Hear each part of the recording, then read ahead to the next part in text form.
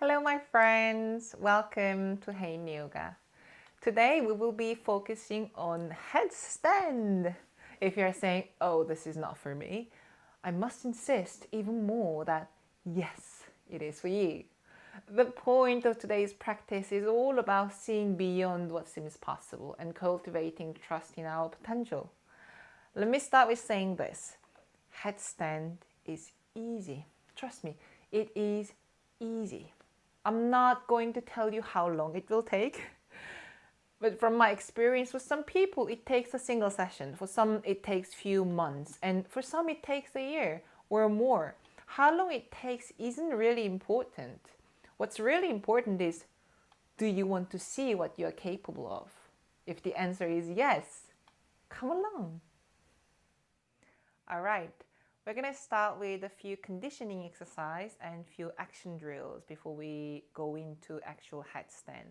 So we're going to start with the forward bend first to actually work on the flexibility of our hamstring, because that will change a lot in how you enter the headstand. More you are flexible with your hamstring, it will make it so much easier for you. It will make it so much lighter for you to really lift up the hips and the leg. So have the feet forward. You can separate your feet. That is completely fine. You can keep your knees bent a little bit. But in the end, as we go into forward bend, all I want you to feel the back of your leg stretching. Okay? So if you can straighten your knee and keep your back straight, great. If you cannot straighten your knee while keeping your back straight, then bend your knees. And that's great. Keep your hands on the side, flex your feet, and inhale, gently lift up, and exhale, fold forward. As you fold forward, especially now we are doing this for headstand, try not to round your back, because actually what happens as you round your back is you're going backward. So try to keep your back as straight as possible and getting your belly as close to your thigh as possible. So feeling that your legs are working as well as your back, and that's exactly the feeling you will have when we go into headstand. Okay, just a few more breaths. Let's not hold on to the leg, because this pull, there is no way we could really pull in headstand. So I want you to really work with the strength of your leg and strength of your back to bring that upper body and the lower part of the body close to each other, while the hips are going back and elongated. All right, and let's slowly come back up. Next one, let's feel some strength in our shoulder. By feeling like strength in your shoulder and your arm, you will feel more confident to go upside down. And feeling confident is important.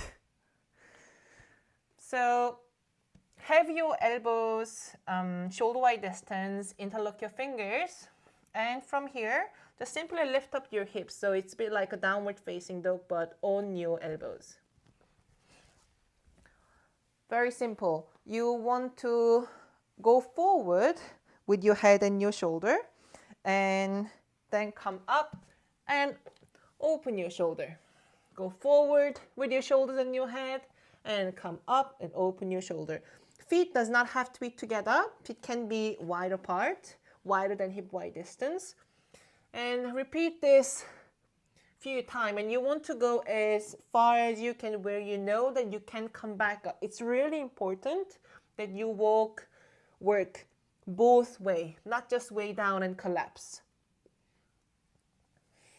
So this is a dolphin push up, and you will feel your shoulder pumped up, and that will add into your confidence in going upside down. Okay. Now the next one is forearm plank.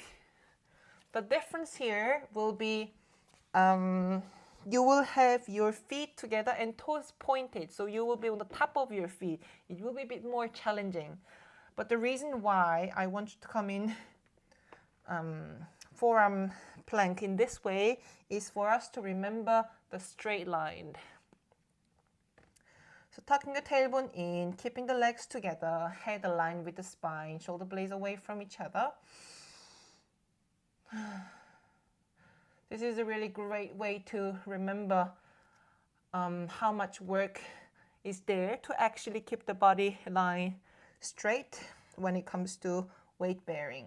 So it's not vertical, it's horizontal. So it's actually quite heavier, but it's a good reminder of keeping the body line in good line while being under pressure. All right, and slowly release. Ooh. Okay, so that one, the last one we did, is for us to remember how to be in straight line.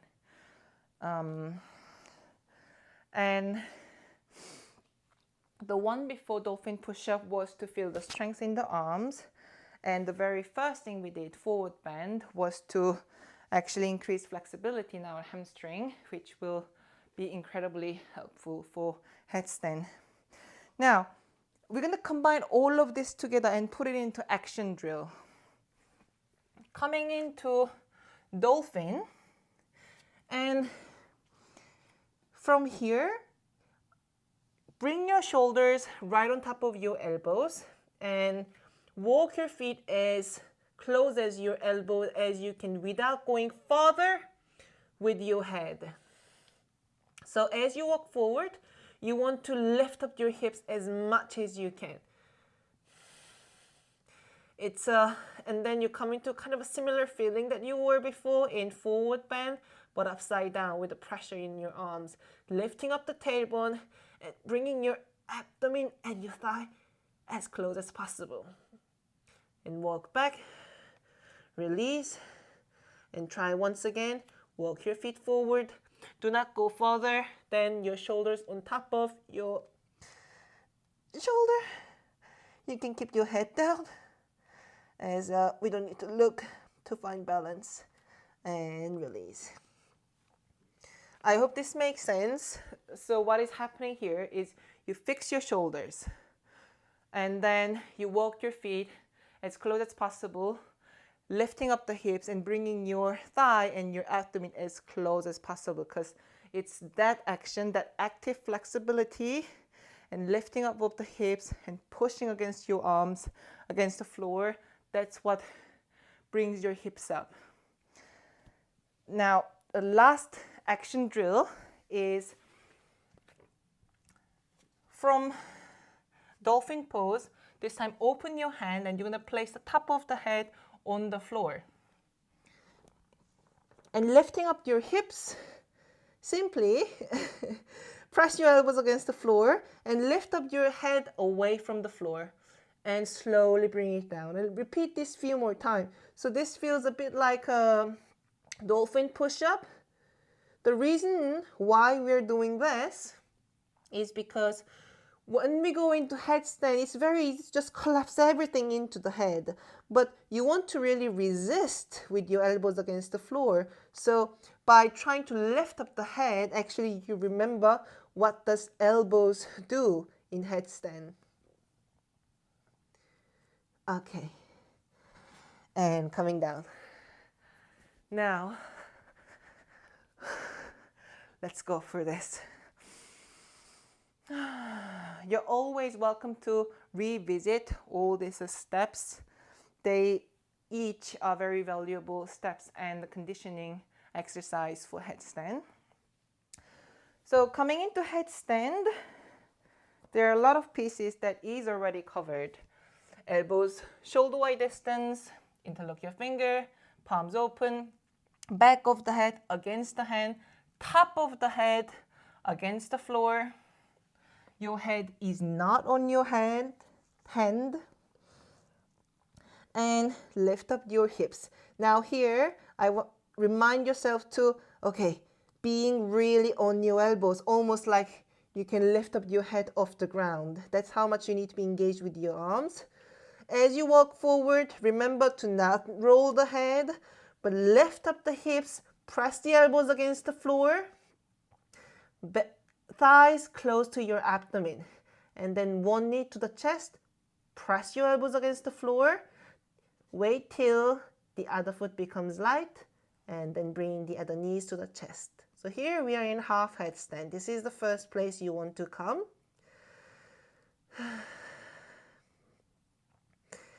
And eventually, if you want to go up all the way straight, my suggestion is instead of extending your knees from here, which you will end up like this, open your hips first. This will be the most scary point, but once you get this, you will get a beautiful straight line headstand.